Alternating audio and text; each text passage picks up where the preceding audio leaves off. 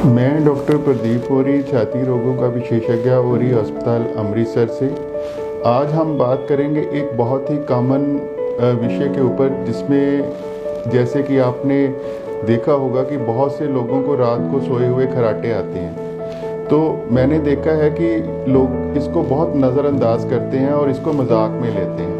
पर यहाँ से मैं ये बात क्लियर करना चाहता हूँ, अगर आपके पार्टनर को बहुत ज़्यादा खर्राटे आते हैं और खर्राटों में उसका सांस बंद होता है, तो ये एक बहुत बड़ी बीमारी, जिसको हम ऑब्स्ट्रक्टिव स्लीप एपनिया कहते हैं, उसके लक्षण हैं। इस बीमारी के कारण आपकी ब्लड शुगर, आपका ब्लड प्रेशर, आपको दिन में ज़्यादा नींद आनी, अलर्टनेस ना रहनी, एक्टिवनेस ना रहनी जैसे लक्षण हो सकते हैं। अगर आपका कोई घर का परिवार का मेंबर जिसको बहुत ज़्यादा खर्राटे आते हैं, तो इसके लिए आप एक टेस्ट PSG होता है, पॉलीसोमनोग्राफी टेस्ट, वो करवाएं।